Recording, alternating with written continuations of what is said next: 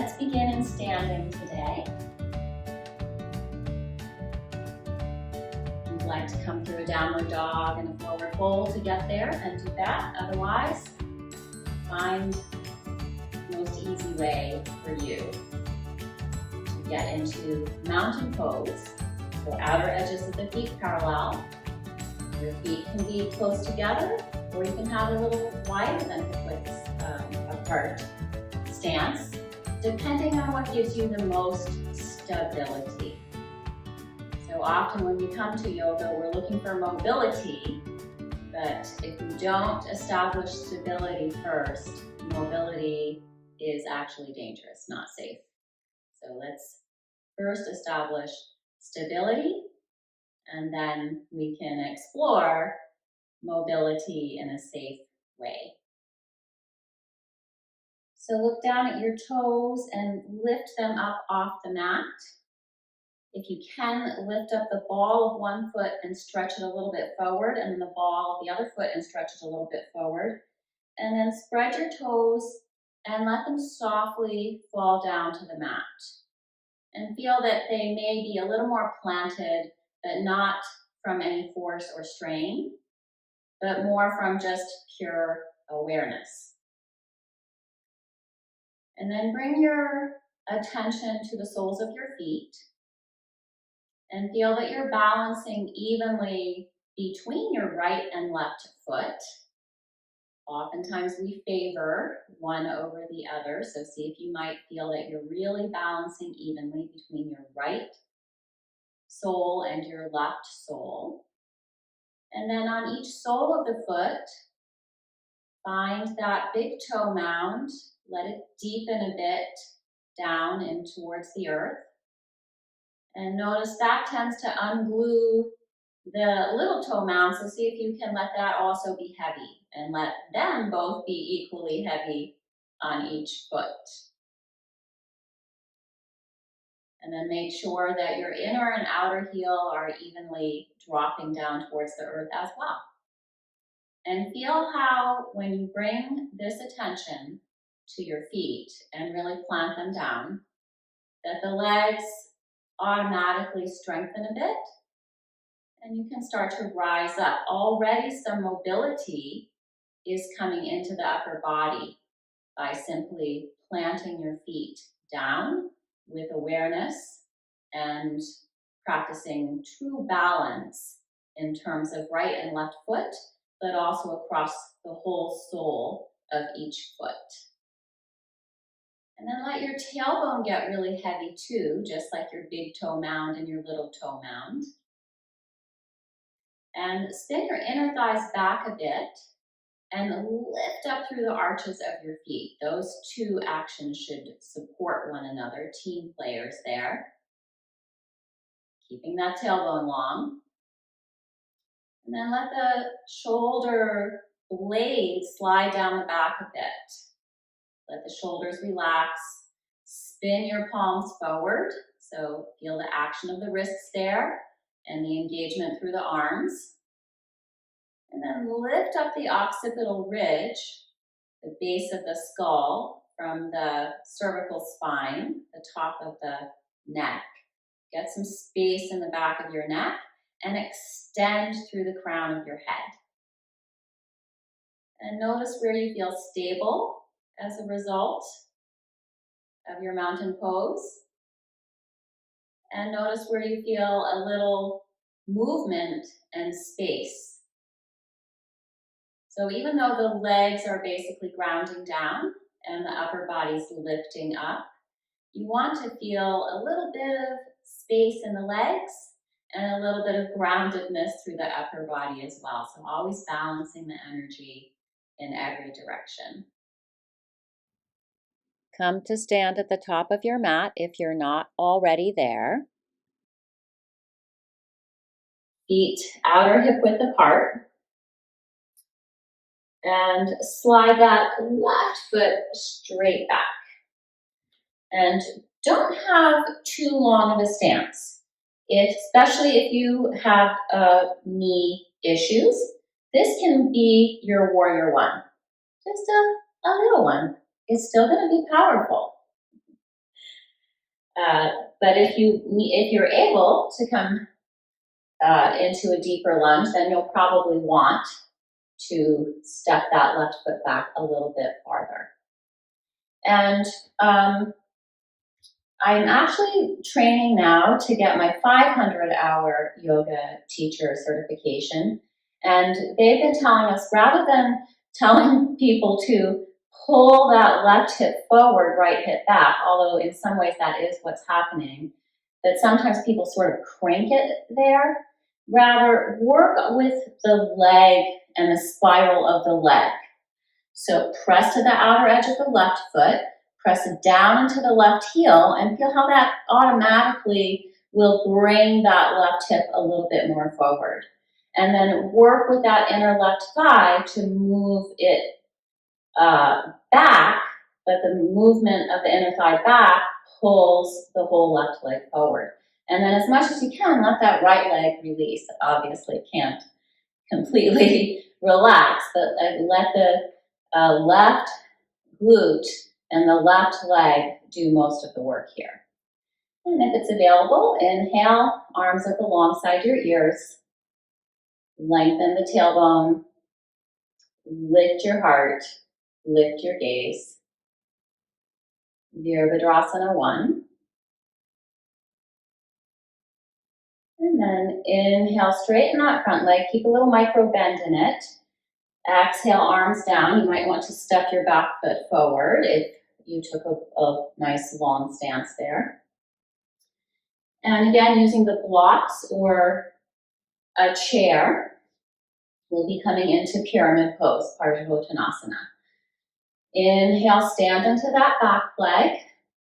And exhale, press into the right big toe mound and pull that right hip crease in and up.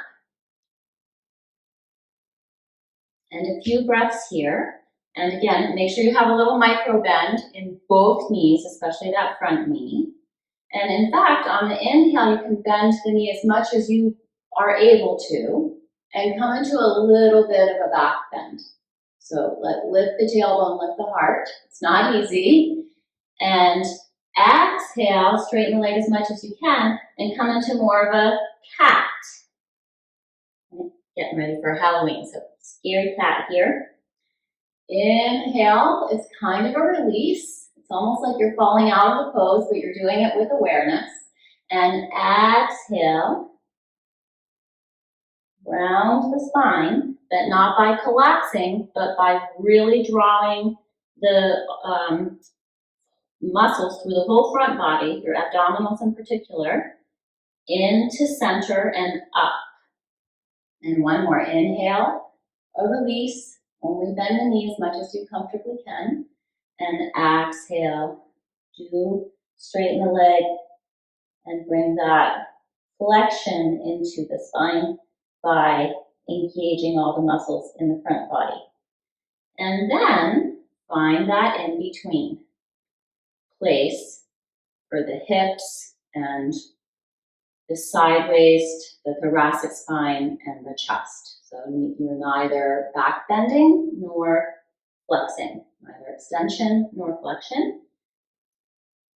And in a way, that's actually not true, right? It's both. It's not that you're not doing either one, you're doing both at the same time. So feel a little bit of both happening here. The opening of the chest as you would have in the extension of the spine. Long tailbone either way, whether you're flexing or extending. And core engaged either way, but a little more length through the side waist as you would be in extension as opposed to flexion, where we'll lose some of that space in the side waist. And one more breath here. And then if you'd like to come into triangle, you can. Otherwise, just step up to the front of your mat and move into the forward fold. That's what we're going to do between the two sides anyway. But bring your block closer to your right leg. Again, although you're lifting from the right toe mound up into the right hip crease, keep a micro bend in the back of the right knee. And place your hand onto your right sacrum. Onto your sacrum. Place your right hand onto your sacrum and begin to twist from the waist. Make sure that the left sacrum doesn't come with you and that you don't start hiking up through that right sacrum, right side of the pelvis. So lots of core engagement here, and you're moving not from the hips, but from the waist. And just be honest about what's available through the thoracic spine here. And then lift up out of that left wrist. Exhale, draw the navel to the spine. Inhale one last time here. And exhale, release. Step the left foot forward to the top of the mat. Come right into your half forward fold or your full forward fold.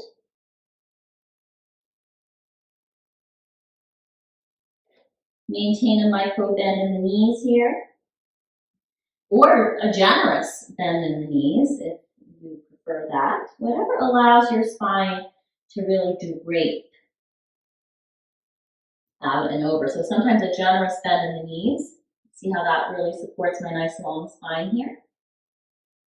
Whereas if you straighten the legs and this is happening, you don't want that. You want to keep that little bit of a back bend. Like I said, it's not that we're doing neither, we're actually doing both, always at the same time, flexing and extending the spine.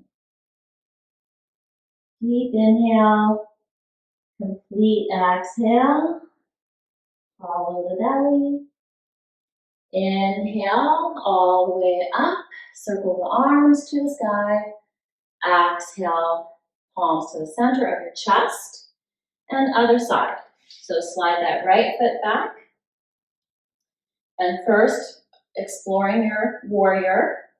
So allowing the left knee to bend any amount, maybe no amount at all. You can feel free to do your warrior with your legs straight. Make sure you have a micro bend in both knees though. And again, rather than drawing the right hip forward, think about just really reaching down into that right heel, activating that inner right thigh, dropping the tailbone, lifting from pubis to sternum. And then on an exhale, finding Uttanasana, pressing into the left big toe mound, lifting up into the left hip crease. And then our cats and cows here, you can do it with the legs straight or knee bent on the inhale.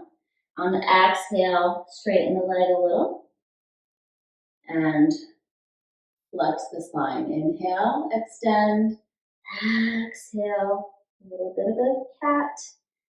Inhale, find a back bend. Exhale, lift the navel in and up, drop the chin in. And then keeping the leg as straight as you comfortably can, micro bending, of course, through both knees. Rest in your Uttanasana. Don't collapse into it, but rest in it.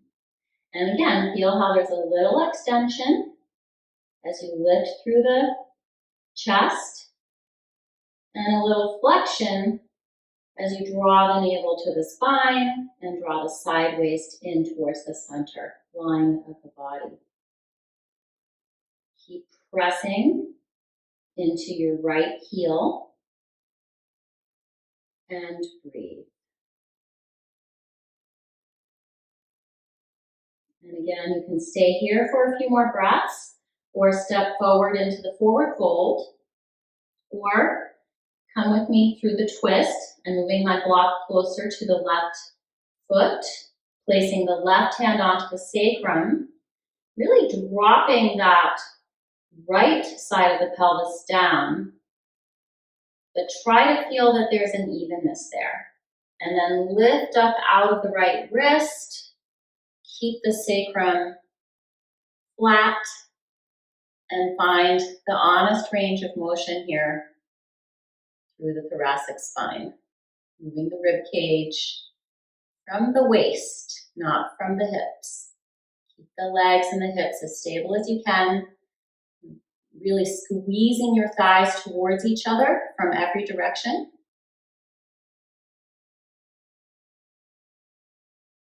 And exhale, release. If you did come into the Parivriti Trikonasana variation with me, and step the right foot forward. Moving into Uttanasana, your variation, micro bend or generous bend in the knees.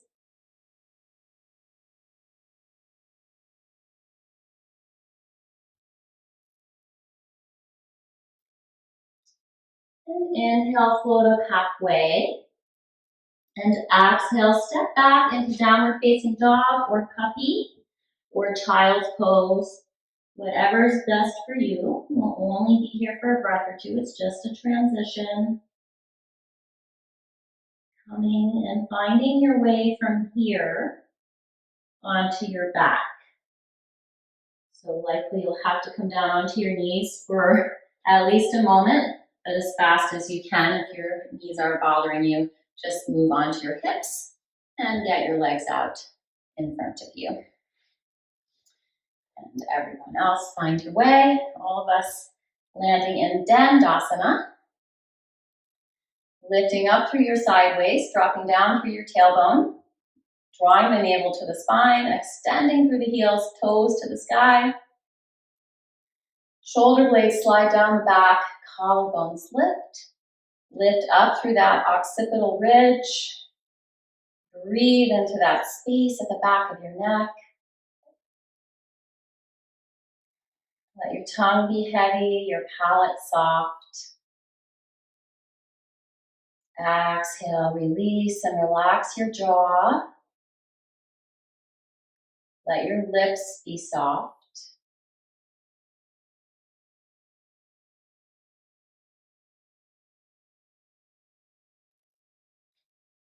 And from here, move your hips down, knees will bend. Have a block ready. And lower yourself down onto the mat. So if you're ready for a rest, feel free to set your feet a little wider than hip width apart and let the knees and the hips be in line with each other. Make sure that the feet aren't too wide out. You don't want the knees dropping in, but you don't want the feet so close together that the knees drop out. So find a place where you have that alignment. Feet definitely parallel or even pigeon-toed. And you can inhale to lift your hips up. Feel that nice hip flexor opening there. And slide the block at the best height for you.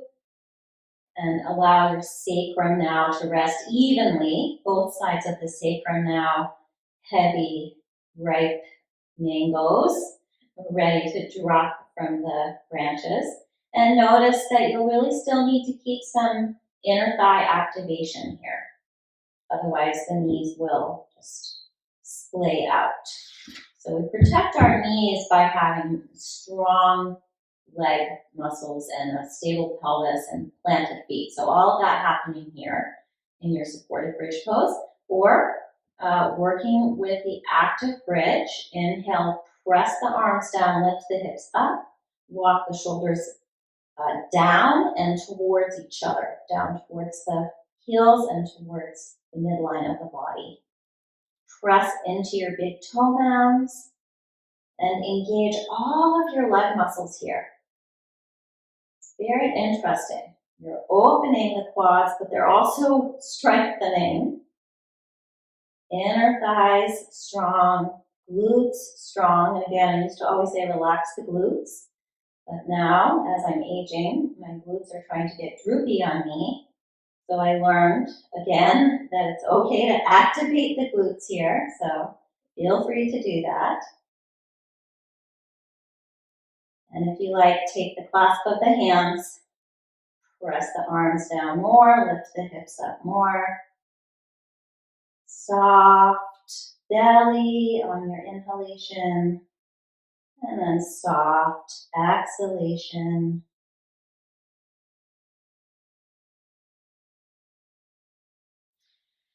And if you're in the active bridge, exhale, release the arms, walk the shoulders out. If you're on the block, slide it out from under. And let's all lower down vertebrae by vertebrae. And letting that right sacrum fall right off the branch into the earth. And breathe. Inhale, right leg up to the sky.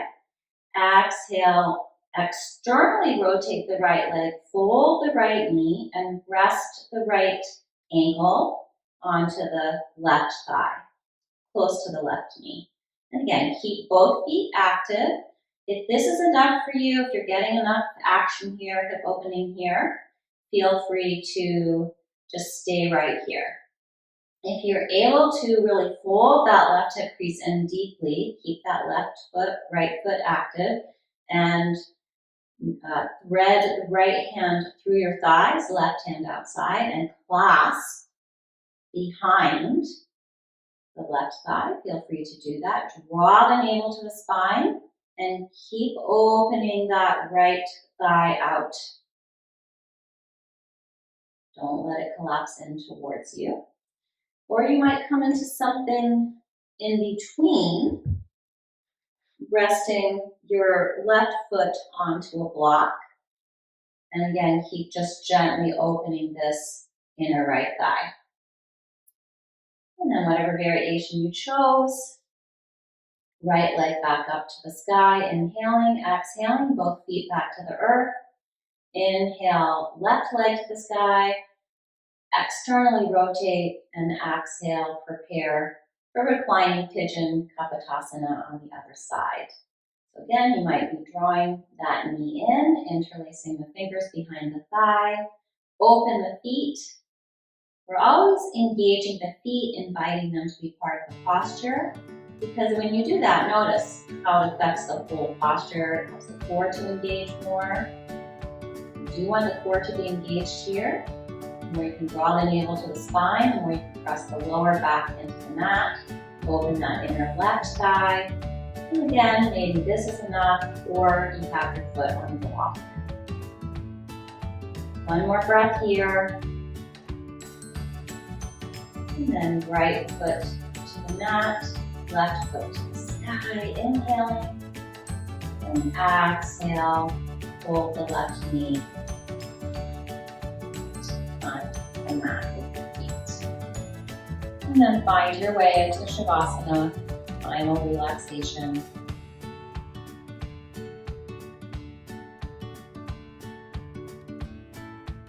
Getting any supports that you need to be comfortable.